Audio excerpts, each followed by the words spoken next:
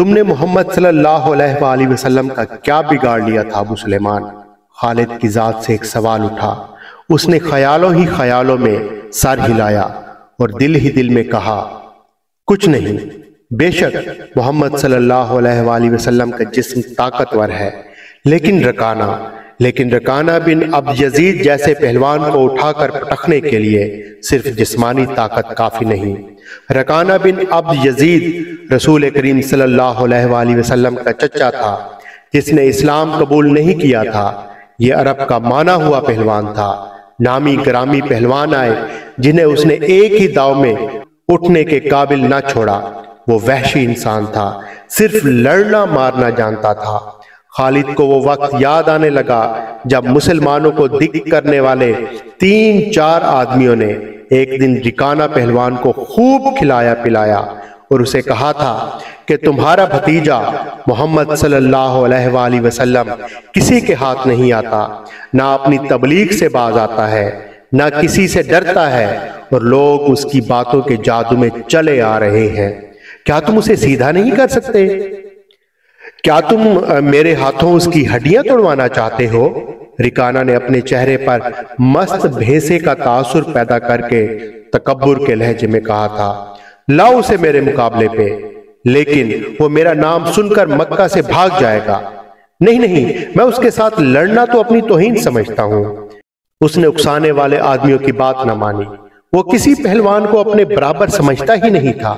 مسلمانوں کے دشمن خاموش ہو گئے، لیکن سوچتے رہے کہ رسول خدا صلی اللہ علیہ وآلہ وسلم کو رکانہ کے ہاتھوں گرا کر آپ صلی اللہ علیہ وآلہ وسلم کا تماشا بنایا جائے۔ مکہ کے یہودی خاص طور پر رسول کریم صلی اللہ علیہ وآلہ وسلم کے دشمن تھے، لیکن وہ کھل کر میدان میں نہیں آتے تھے۔ وہ خوش تھے کہ اہل قریش آپس میں بٹ کر ایک دوسرے کے دشمن ہو گئے ہیں، لیکن انہیں پتہ چل گیا تھا کہ قریش کے کچھ آدمیوں نے رکانوں کو اکسایا ہے کہ وہ رسول خدا صلی اللہ علیہ وآلہ وسلم کو للکارے، لیکن وہ نہیں مان رہا تھا۔ ایک روز رکانہ رات کے وقت ایک گلی سے گزر رہا تھا۔ اس کے قریب ایک بڑی حسین اور جوان لڑکی گزری۔ چاندنی رات میں لڑکی نے رکانہ کو پہچان لیا اور وہ مسکرائی۔ رکانہ وحشی تھا، وہ رک گیا اور لڑکی کا راستہ روک لیا۔ کیا تم جانتی ہو کہ عورت مرد کی طرف دیکھ کر مسکراتی ہے تو اس کا کیا مطلب ہوتا ہے؟ رکانہ پہلوان نے پوچھا۔ کون ہو تم؟ اس کا مطلب یہ ہوتا ہے کہ عورت اس مرد کو چاہتی ہے۔ اس لڑکی نے جواب دیا، میں سبط بنت ارمن ہوں۔ اوہو ارمن، یہودی کی بیٹی، رکانہ نے کہا اور لڑکی کے کندھوں پر ہاتھ رکھ کر اپنے قریب لا کر بولا، کیا میرا جسم تمہیں اتنا اچھا لگتا ہے اور کیا میری طاقت بھی؟ تمہاری طاقت نے مجھے مایوس کر دیا ہے، سبط نے پیچھے ہٹتے ہوئے کہا۔ تم اپنے بھتیجے محمد سے ڈرتے ہو؟ کون کہتا ہے؟ رکانہ نے گرج کر پوچھا۔ سب کہتے ہیں، سبط نے کہا۔ پہلے محمد کو گراؤ، میں اپنا جسم تمہیں انعام میں دوں گی۔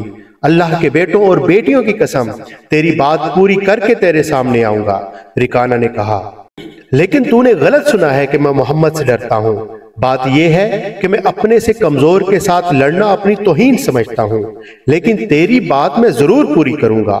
مشہور مورخ ابن ہشام نے لکھا ہے کہ رسول کریم صلی اللہ علیہ وآلہ وسلم نے خود رکانہ پہلوان کو کشتی کے لیے للکارا تھا، لیکن دوسرے مورخ ابن الاسیر نے یہ شہادت پیش کی ہے اور وہ شہادت صحیح ہے کہ رکانہ نے محمد صلی اللہ علیہ وآلہ وسلم کو کشتی کے لیے للکارا اور اس نے کہا تھا، میرے بھائی کے بیٹے، تم بڑے دل اور بڑی جرأت والے آدمی ہو۔ میں یہ بھی جانتا ہوں کہ تم جھوٹ بولنے سے نفرت کرتے ہو، لیکن مرد کی جرأت اور صداقت کا پتہ اکھاڑے میں چلتا ہے۔ آؤ میرے مقابلے میں اکھاڑے میں اترو۔